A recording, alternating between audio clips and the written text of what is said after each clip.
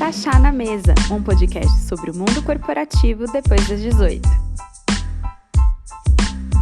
Oi, gente! Bem-vindas a mais um episódio de Crachá na Mesa. Eu sou a Bea, tô aqui com a minha dupla, minha sócia irmã, com a Nana. Oi, gente, tudo bem? Faz tempo que a gente não aparece por aqui. Eu queria, antes da gente começar até, dizer que a vida acontece. Esse ano tá sendo um ano bastante, acho que com muitas reviravoltas, né? Eu comecei o ano com uma sensação de que ele ia começar, que alguma coisa ia acontecer. E eu tava meio aflita porque tava levando um tempo, sabe? Tipo, e aí, não vai acontecer nada? E aí, que bom, as minhas preces foram atendidas, né? E aí, óbvio que se a gente pede demais, as coisas elas acontecem, mas assim, também vai ser no tempo delas e do jeito delas. E aí, enfim, a vida aconteceu. Confesso que a gente tá com uma frequência um pouco bagunçada, mas tudo bem, a gente vai fazendo do jeito que dá. Movimento Slow, nosso primeiro episódio dessa temporada desse ano, e é sobre isso. Então, feito esse disclaimer, vamos ao assunto do dia. Voltamos, e aí aproveitando esse gancho aqui que a gente tá agora no começo de maio, então a gente tá bem entre o Dia do Trabalhador, da Trabalhadora e o Dia das Mães. E aí o que tem no meio disso tudo? O trabalho do cuidado, gente. Então a gente achou que era a oportunidade perfeita para trazer esse tema, que a gente ainda não conversou. O que é trabalho do cuidado, né? Esse tema foi bafafá, foi tema da redação do Enem, ano passado, do Enem 2023.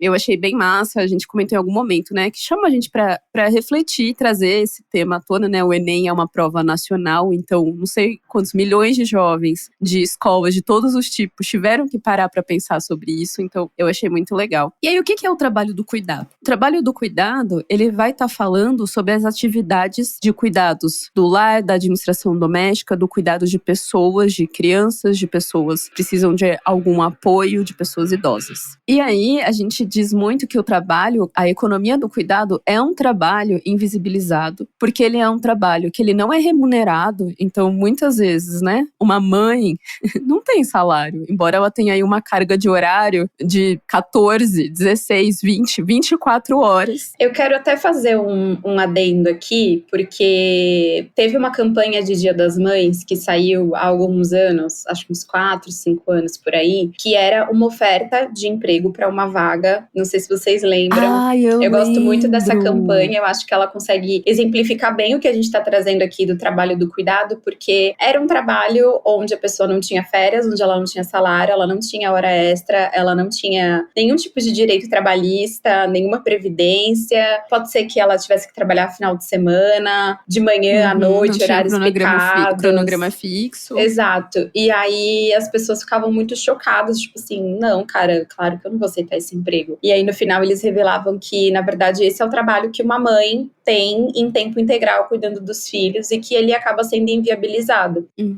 Então, acho que isso consegue exemplificar bem, e até quando a gente, né, a Bê estava explicando sobre o trabalho do cuidado, tem gente que nem entende que isso é um trabalho, porque é isso, passa batido. É uma obrigação. Exato. Que é isso, alguém tem que fazer, quem vai fazer não sei, nunca é discutido, né, acho que raramente. E é uma função tão primordial, a gente só existe. Sim. Hoje, a nossa economia, ela é sustentada por isso. Um grande de um trabalho invisível, né, quando a gente está acordando e levantando da nossa cama, a maioria de nós, outras milhares de mulheres já abriram as portas do mundo pra gente passar. Elas já estão limpando, elas já estão nas portarias. Sim. O transporte público já tá funcionando. Então, é um trabalho invisível. E aí, imaginem só, se todo esse tempo dedicado a cozinhar, a limpar, a cuidar de crianças, idosos, de pessoas que têm necessidades especiais fossem contabilizados. Quanto será que seria? Quanto que a gente tá falando, né, de horas, de dinheiro? O que isso significa? Cara, isso significa que são 12,5 bilhões de horas de cuidados que não são remuneradas. Então, assim, é muita hora. Muita hora. É hora que não acaba mais, 12 bilhões de horas. E a gente tá falando de mais de 11 trilhões de dólares por ano que deixam de ser pagos, majoritariamente, né, mulheres, que estão aí à frente do trabalho de cuidado, do cuidado não remunerado. Então, é curioso pensar que isso não acontece por acaso. Não é que tipo, ai, nossa, a gente achou que fosse só, ai, mas é que é o instinto materno, porque eu acho que tem isso também, né? Ai, as mulheres têm um instinto do cuidado, de preservação, de... Elas entendem melhor das coisas da casa.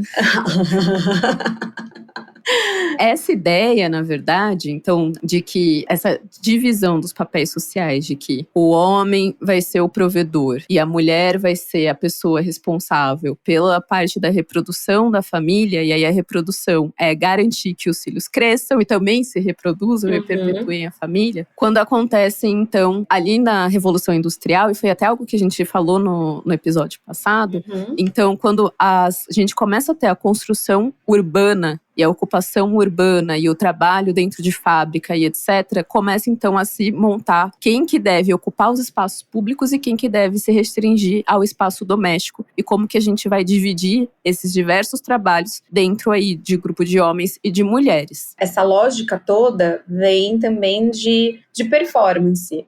Homens são mais fortes, então eles ficam à frente da força de trabalho, né? Não é à toa que é chamada força de trabalho. É um trabalho braçal pesado, porque a mulher é o sexo frágil, é um sexo inferior, né? Em termos até de gênero, principalmente, mas quando a gente fala de biologia, isso também sempre foi muito defendido. E aí, então, o trabalho é o trabalho da casa e que, portanto, como isso é natural da mulher, não tem por que ele ser remunerado. E o que eu acho engraçado também é que eu mencionei agora sobre essa questão biológica, fisiológica, é que isso também, esse tipo de pensamento também sempre tentou ser muito empregado quando a gente está falando de outros animais, né, fora do ser humano, quando a gente está falando de outras espécies. E quando a gente falava, por exemplo, de um leão e uma leoa, também é sempre tipo, a leoa fica e o leão sai para caçar. Mas na verdade não, na verdade quem vai caçar é a leoa, ela é mais rápida, ela é mais ágil, ela tá ali garantindo o alimento e tipo, cara, é uma questão meio que assim, comam, mas também se não comer também morre e pronto. Enfim, me perdi aqui na divagação. Mas hoje a gente vê que, né, não tem nada a ver essa questão de papel de gênero, porque ele é natural, né? Uma coisa do chamado da natureza. Não é. É uma construção. Não é uma construção inteiramente social. E aí, então, avançando um pouco aqui na cronologia, quando chega perto dos anos 50, principalmente, e aqui remontando aqui uma cronologia, trazendo o momento dos Estados Unidos, teve lá uma grande mobilização de mulheres, que eram as mulheres responsáveis pela manutenção da família, a recorrer a auxílios sociais. Principalmente, esse movimento ele foi liderado principalmente por afro-americanas que estavam, então, reivindicando um salário pelo trabalho de educar os filhos. E aí, então,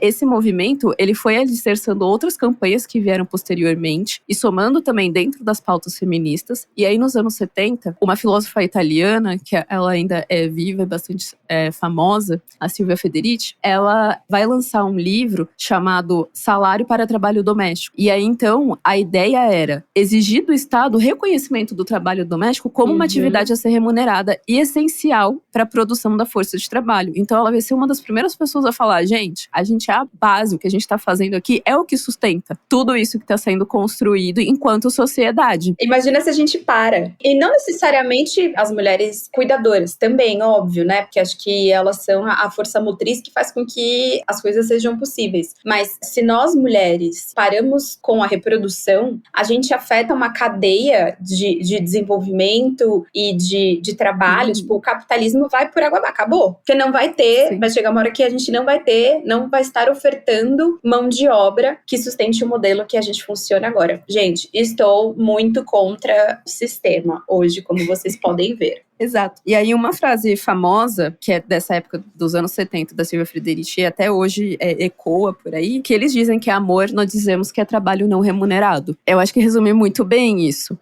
Não adianta a gente disfarçar essas horas e horas e horas de dedicação exclusiva, colocar dentro da seara do amor, da doação. Não, a gente está falando de uma força de trabalho, de uma dedicação de uma vida inteira para isso. E se a gente vive dentro do sistema capitalista em que a gente precisa ter dinheiro para conseguir navegar nesse mundo, uma pessoa que não tem salário nenhum, o que ela faz? Ela fica refém completamente disso. E é curioso pensar que, assim, alguns trabalhos merecem ser pagos, outros não. Quem tá decidindo isso são os homens, a mão né? invisível do mercado, os homens, né? Mas assim, Tá bem claro que algo ali tá definindo o que vale a pena ser remunerado e reconhecido e o que não, né? E quando a gente para olhar de perto, quando a gente coloca uma lupa, fica claro que essa definição tem gênero e tem cor também. Tem duas frases que... Uma, principalmente, uma que eu gosto e outra que me incomoda muito. Vou começar pela que me incomoda. Tem principalmente relação com a maternidade, que é: ser mãe é padecer no paraíso. Acho que isso vem de uma romantização desse trabalho de cuidado, e que imputa às mulheres a obrigação e esse chamado natural pela maternidade. Porque se a gente for pensar racionalmente, e eu escuto muito isso das minhas amigas, né, quando se tornam mães, principalmente, acho que nesses primeiros meses, primeiros anos, que são muito difíceis de adaptação, de entender, né, mãe de primeira viagem e tal, cara, se você pensa racionalmente no tanto que você acaba abdicando do seu eu, do seu corpo, das suas vontades,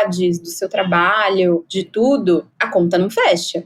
Né? Então existe toda essa roupagem com a qual a maternidade é colocada pra gente, para que ela seja aceita pela maior parte das mulheres. Claro que nem todas as mulheres se sentem da mesma forma, mas tô colocando aqui o quanto que é engenhosa essa narrativa que é criada, a fim de que a gente se sinta na obrigação de reprodução, né? Esse é o nosso propósito aqui em vida na Terra, nesse plano. E ao mesmo tempo, quando eu escuto essa frase, né, ser mãe é padecer no paraíso, me vem a outra que eu gosto muito, que é: quem cuida de quem cuida. Então, a gente acaba entrando num ciclo vicioso de auto... Me fugiu a palavra aqui, na verdade. De que, tipo, cara, de autossuficiência, na verdade, dessas mulheres. Sim, e é interessante porque, né, a gente tava recuperando aqui alguns momentos importantes dessa luta do reconhecimento do trabalho da economia do cuidado. Quando as mulheres conseguem, então, a entrada no mercado formal de trabalho, elas ainda são responsáveis de conseguir conciliar com o trabalho doméstico. Então, tá bom, você quer trabalhar, você quer vir aqui bater cartão, beleza, mas você também vai ter que cuidar da casa, e se você não for a pessoa que vai cuidar da casa, você vai ser a pessoa que vai contratar e administrar o cuidado da casa. Porque quando você contrata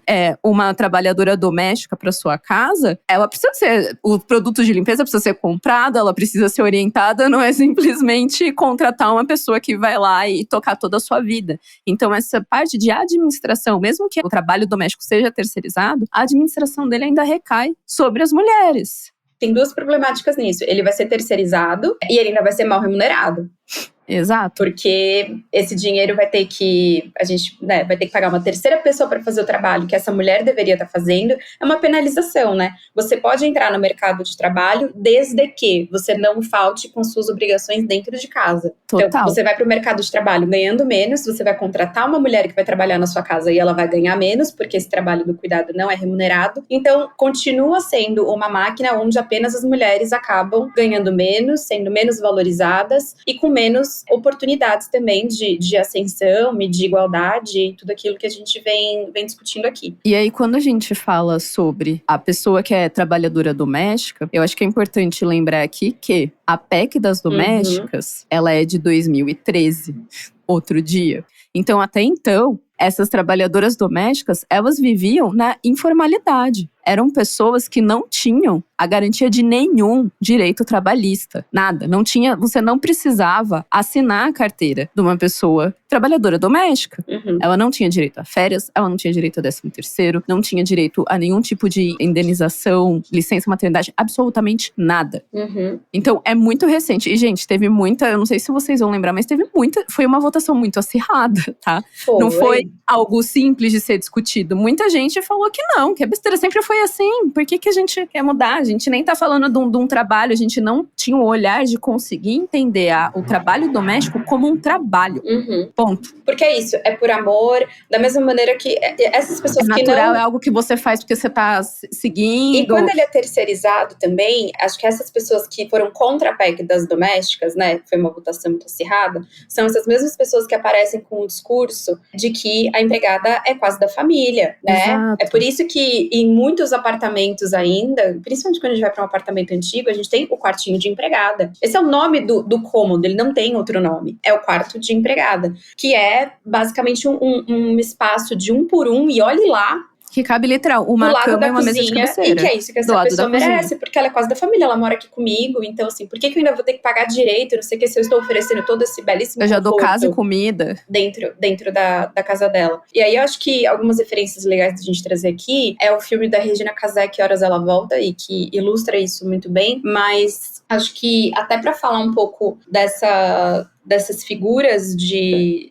cuidado também que existiam principalmente, que a gente via muito, né, na década de 50 ali nos Estados Unidos, uma que eu gosto e que eu acho, e pela referência, né, publicitária, é Mad Men, onde a gente tinha aquelas mulheres que ficavam em casa e cuidavam da família, e é isso. Uma personagem que me causava um sentimento bastante conflituoso era o personagem da esposa do Don Draper, a mãe da Sally, a Betty, porque eu achava ela, enfim, enquanto mãe achava ela muito maldosa, mas o ponto aqui é ela também enquanto esposa, porque chega uma hora que ela não aguenta mais, que ela tá exausta, né? Acho que a série não explora tanto isso, mas ela tem ali alguns momentos em que, tipo, cara, ela não aguenta mais aquilo, né? Ela não quer mais aquela vida de cuidar de filho, porque é tão estressante quanto a vida do genial publicitário, dono de ideias maravilhosas, Don Draper, que só sai de casa, bebe, fica 2 dias sem aparecer e volta, enquanto a mulher tá fazendo com que aquela casa funcione, né? Eu acho muito legal, você comentou sobre o Que Horas Ela Volta. É muito interessante porque a Val, ela fica 10 anos trabalhando na casa daquela família e ela teve que deixar pra trás, abrir mão da vida dela e do cuidado da filha dela. Exato. Ela teve que terceirizar pra uma outra pessoa pra ela conseguir se dedicar a cuidar de um filho que não era dela. E aí tem essa dificuldade do vínculo à filha, né? Olha pra aquela situação e entende aquilo e fica revoltada. Eu acho que vale muito a pena. Pra quem não assistiu, acho que vale a pena assistir. Filmaço. Pra refletir como que o trabalho doméstico e o trabalho do cuidado, ele acontece aqui no Brasil. Aí eu queria trazer alguns outros dados que eu acho que ilustram a magnitude do que a gente está falando. Uma economista, a Ildete Mello, ela fez um cálculo mostrando que o PIB brasileiro poderia aumentar 11% se o trabalho reprodutivo fosse contabilizado. Isso lá em 2015. Já faz quase 10 anos. Loucura. Na última pesquisa nacional por amostra de domicílios, de 2022, mostrou que as mulheres, elas dedicam quase o dobro do tempo que os homens aos afazeres domésticos e aos cuidados de pessoas. Elas dedicam 21,3 horas semanais para esse cuidado, enquanto que os homens dedicam 11,7 horas em média. E provavelmente estavam mentindo. Muito! Eu duvido muito. 86% das mulheres com idades entre 14 e 24 anos cuidam de afazeres de casa. Entre os homens da mesma idade, só 69%. A gente, eu e Nana aqui, né, somos irmãs, somos numa família de 3 irmãs, então a gente não viu isso, mas eu tenho amigas que têm irmãos, homens, e que relatam, e assim, amigas jovens, né? Menos de 30 anos, que falam como que foi difícil crescer tendo um irmão e o quanto era desigual, assim, de chegar da escola, ela ter a responsabilidade de esquentar o almoço que a mãe já tinha deixado pronto e colocar a mesa, e o irmão ia ver TV, irmãos da mesma idade. E que o dia que ela trouxe isso pra mesa e falou, cara, eu estou desconfortável, isso tá estranho, todo mundo achou um absurdo e falou, mas você tem que aprender essas coisas, porque um dia você vai casar. A gente não passou por isso, né, enquanto irmãs, porque somos todas mulheres. E eu me arrisco a dizer até que existia um equilíbrio, assim, dentro de casa do que era feito entre nossa mãe e nosso pai, assim, não sei. Bom, com certeza a mamãe fazia mais, mas acho que não existia um tipo, coloca a mesa pro seu pai, nem coisa nesse sentido. A gente tem que servir o nosso pai, por exemplo. Né? É verdade. Isso nunca aconteceu. Mas eu já passei por situações assim, estando em contato com outras pessoas, né, do nosso círculo familiar, de eu passar férias na casa dos meus avós e o meu tio tá lá e ele lava a louça. E eu lembro que naquela ocasião, assim, tava só eu de mulher, meu avô e meu tio. E o meu tio lavou a louça. E quando ele sentou à mesa pra jantar, eu acho que eu devia ter uns 11 anos. Ele virou pro meu avô, muito orgulhoso, e falou assim, papai, você viu que eu lavei a louça? E o meu avô falou assim, nossa, filhão, que orgulho de você. E eu, com 11 anos, fiquei muito incomodada e falei assim, gente, mas eu lavo a louça o tempo inteiro, você precisa de aplauso pra isso? Eu sempre fui muito respondona e eu lembro que isso incomodou muito esse meu tio. A gente tem pouca diferença de idade, então ainda tem isso, né? Rolava essa rixa, assim, do tipo, menina mal criada. Então, essa foi uma das lembranças, assim, mais antigas que eu tenho de questionar, porque eu já me incomodava aquilo do assim, tipo, cara, você não tá fazendo mais que sua obrigação, sabe? Me lembro desse meu tio trancar a porta do quarto quando ele saía, porque ele não queria que a minha avó limpasse, mas ele também não limpava. Então, olha que coisa, né? Quanta mesquinharia, né? Mas mais velha também, ouvi muito das tias mais velhas do meu marido, né? Tipo, ai, vem aqui aprender essa receita pra você poder fazer pro Leozinho. E eu achava que era sempre uma brincadeira, e eu ria muito, porque quem me conhece sabe que se tem um cômodo na minha casa do qual eu realmente não chego perto e sou Não tá familiarizada. não sou uma frequentadora assídua, é a cozinha.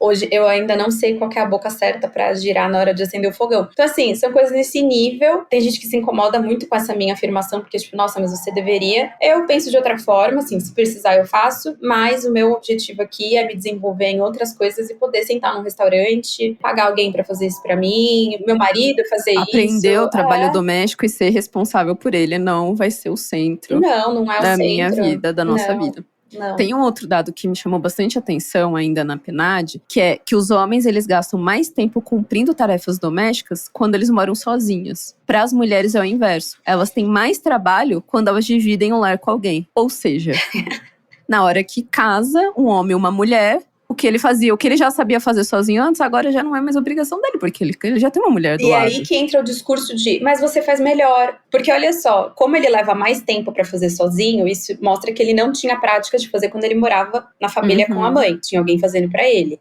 E aí quando ele casa com essa mulher, é o que você falou, ele deixa de fazer e o argumento é, mas você faz melhor. Por que a gente faz melhor muitas dessas coisas? Porque a gente começou desde cedo. Não é porque a gente tem o dom, Exato. é porque a gente está sendo treinado para isso. Perfeito. E aí a única tarefa doméstica que os homens desempenham mais do que as mulheres é a realização de pequenos reparos em casa. Então, trocar o chuveiro, pendurar um quadro na parede, Que etc. acontece tipo uma vez ao ano. Todo o resto, então, preparar e servir alimento, arrumar a mesa, lavar a louça, cuidar, lavar a roupa, limpar a casa, pagar as contas, Marcar fazer consulta mercado, pros filhos. cuidar dos animais domésticos, todas essas tarefas são majoritariamente realizadas por mulheres. Revoltada. Eu não tô surpresa. Eu queria só comentar com vocês também, que vocês podem ter visto na internet, uma repórter que sai na rua e pergunta pros homens, né? Ela entrevista homens e mulheres e faz esse comparativo, né? Tipo, quando você chega em casa, o que você faz? Aí os caras respondem, tipo, cara, vou ver futebol, vejo TV, né, não sei o quê. E aí ela pergunta pras mulheres, né, quando você chega do trabalho, o que você faz? E aí as mulheres estão lá, tipo, vou dar banho na minha filha, vou fazer jantar, vou fazer isso, vou fazer aquilo. E aí depois ela vai invertendo as perguntas, né, tipo, mas você ajuda em casa? Não, ajudo. E assim, cara, você acabou de falar que não, que você chega em casa, você vai ver futebol, ou você mesmo vai jogar futebol e tal. Então, a Ana Terra Oliveira. Isso. Recomendo, gente. Sigam ela. O @dela é anaterra.oli. É incrível. É incrível e revoltante, assim. Sim. Eu acho que é legal esse material, só pra terminar, eu acho legal esse material, essas pesquisas que ela faz, essas entrevistas, justamente pra gente conseguir argumentar com as pessoas que dizem que isso não existe, porque isso é muito comum, né? Que nem você relatou que essa amiga falou e a família ficou revoltada. Com certeza essa galera achou que era fruto da cabeça dela, que ela tava pirada e ela era uma mal agradecida. Mas quando a gente vê isso espelhado em outras famílias, né, em outras pessoas, aí a gente começa a assimilar melhor como que isso se reflete dentro da nossa casa também. E aí, sempre, né, que tem um movimento de luta, pensando no progresso, na igualdade de direitos e etc., sempre vai ter uma resistência, né? E aí, tá bombando no TikTok há um tempo, uma nova tendência chamada de Threadwife, que em tradução é a esposa tradicional, que é basicamente remontar a ideia da dona de casa dos anos 50, do sonho americano, da saia rodada, o cabelinho assim Chanel pra fora, bem igual a esposa do Mad Men. Qual é o nome dela? A Beth igual a Draper. E aí a ideia, o que elas defendem… Ai, gente, desculpa, com todo respeito, não dá. O que elas estão falando é que elas querem uma vida inteiramente dedicada ao trabalho doméstico e à criação dos filhos. Gente, até aí, beleza, tem realmente pessoas que sim identificam e falam, cara, minha missão de vida é criar meus filhos, é estar dedicada à minha família. Do meu ponto de vista, onde a coisa fica bizarra é porque elas defendem também a submissão ao marido. Então não é só você querer ser dona de casa, querer ser mãe em tempo integral, mas você também ser submissa ao seu marido. Então toda essa ideia de pôr e tirar a mesa, ele fala primeiro, você fica quietinha. É a servidão. É tudo isso. A gente tá congelada aqui porque a gente não tem palavras que consigam metrificar tamanha revolta, né? Porque a gente tá falando de um retrocesso muito grande, né? Porque a gente ainda não conseguiu, acho que a gente não tá nem perto, talvez, infelizmente, de entrar numa discussão do trabalho remunerado. E remunerado pelo Estado, né? Porque quem vai pagar esse trabalho remunerado? Você não vai cobrar ele do seu marido, que ele não vai pagar. Mas esse trabalho remunerado, ele precisa ser reconhecido. A gente entrou também numa revisão de aposentadoria, de tempo de aposentadoria, onde o tempo das mulheres era menor, ainda é um pouco menor, mas ele avançou, né? Então as aposentadorias já aumentaram. Para você, depois de anos de cuidado, você vai passar a receber um salário mínimo. Então, assim, você não trabalha por 50 anos, aí você se aposenta e aí você começa a receber um salário mínimo e provavelmente você vai continuar cuidando de outras pessoas. Porque daí você vai estar cuidando dos seus netos, você vai estar cuidando dos seus pais se eles ainda forem vivos, você ainda vai estar naquela função e você não vai estar sendo paga para essa função, né? E aí a gente tem essas mulheres que estão anulando tudo isso, todas essas pequenas conquistas e outras discussões que a gente está abrindo frente décadas aqui. de luta, gente, por igualdade. E aí, eu acho que é importante fazer o recorte também de quem são essas mulheres, né? Ótimo ponto. Porque existe, além do gênero, existe raça. A gente tá falando de cor. São mulheres brancas, né? Mulheres brancas de classe média alta, e que estão ali querendo viver nessa fantasia, nessa realidade completamente paralela de submissão. Não, assim, honestamente, não tô aqui para tentar justificar quais são as razões que elas têm para isso. Se é uma vida mais confortável, se é não ter que se estressar com tantas coisas, então, vou deixar meu marido resolver. Enfim, ainda que seja isso, né? Dessa maneira eu tô aqui buscando uma participação mais ativa do meu marido nas decisões dentro de casa, porque me sinto sobrecarregada. Acredito que existem maneiras e maneiras disso ser feito, mas não me parece nem um pouco que é isso que esse movimento vem imputando, né? Vem divulgando, vem defendendo. Sim, e romantizando essa rotina cansativa. Exaustiva. É bizarro, assim, porque eu vou narrar um dos vídeos que eu vi, assim. É uma moça que acorda 4:30 da manhã pra começar a preparar o café da manhã, pra fazer o suco, o cappuccino, o mocatino, o cacete A4. Aí ela se maqueia, porque tem isso, assim. Não é simplesmente você querer ser dona de casa, é você reforçar o estereótipo também da feminilidade. Então ela tem que estar maquiada, impecável. Mulher, né? Exato. Pra preparar, ela lê, ela faz estudos, e isso também está muito vinculado à religião cristã também. Então, a questão do cristianismo, do papel do homem, da mulher dentro dessa religião, e aí eles ancoram isso também dentro do estudo religioso. Para 7 horas da manhã, gente, a mulher já passou aspirador, já fez. Desculpa, é insustentável fazer isso por muitos anos. Não vai dar certo. Não tem como. E aí, eu acho que tem uma coisa que mais me irrita ainda, é mentira, gente. Elas são influenciadoras. Enquanto elas estão mostrando a rotina delas, elas estão fazendo publis. Elas estão mostrando marcas, elas estão faturando. Big money, gente. Grana na conta Pix caindo. Então, assim… Isso é muito perigoso, porque… Cara, vende uma ilusão bizarra, assim… Eu fico pensando de uma pessoa comum olhar isso e começar a se identificar com isso e falar, eu vou largar a minha profissão e a minha vida pra viver. Aí eu preciso te do dizer… dinheiro de um homem pra sustentar uma família. Tipo, Mas aí, caraca, olha mulherada, só, não vai dar certo. O que isso tudo, gente? Isso é uma armadilha. Não sei se vocês assistiram O Conto da Aia. É um livro também, ele começou como um livro bastante famoso. E é uma série que passa na Netflix, não, na HBO. Acho que já tá na 4ª temporada, tá pra sair agora. E é exatamente assim que começa, tá? Então, nós estamos numa realidade como essa, em que a gente vive. Então, são tempos atuais, onde a gente já conquistou conquistou muitos direitos, se passa nos Estados Unidos, quando a gente tá falando de direito ao aborto, direito ao trabalho, estamos discutindo o equal pay e tal, e começa com esse tipo de conteúdo, de propaganda muito, que a gente olha e fala assim, nossa, que grande surto, completamente delusional, sabe? E que a gente acha que não vai pra frente, mas ali, naquela realidade, isso vai pra frente. E é exatamente esse estilo de vida de tradwife que é defendido dentro do conto da Aya. Então, você desliga essas tecnologias todas, você não tem nada que vai facilitar a sua vida, você vai ser uma dona de casa, onde o seu papel é reproduzir, você tá ali ancorada nos valores religiosos, e aí, sejam eles quais são. Mas, se não me engano, na série é uma coisa bem, bem cristã, assim, muito apegada à igreja, e aí tem, enfim, tem o olho que tudo vê, e enfim, gente, essa coisa da vigilância, um olhando pra vida do outro e tal. E as mulheres que estão ali trabalhando e cuidando da casa, e essas são as grandes preocupações que elas têm. Isso é muito perigoso, cara, muito perigoso, porque, de novo, a gente tá abrindo mão dessas conquistas que a gente teve pra colocar isso em poder de homens, e a gente continuar sustentando um estilo de vida que não faz o menor sentido. E aí, acho que algo que combina muito com o conto da Aya, com o Handmaid's Tale, Mad Max. Eu gosto muito de Mad Max porque fala muito sobre essa questão da crise de reprodução, né? Então, quem são essas mulheres que vão reproduzir? Isso acontece muito também no conto da Aya. Tem essa guerra toda, então, tipo, cara, enfim, assistam, recomendo muito. Mas que se passam em realidades muito distópicas da nossa, mas que, cara, tá na nossa cara, entendeu? É a gente querer entender ou não o que tá acontecendo. Ai, gente, é de arrepiar.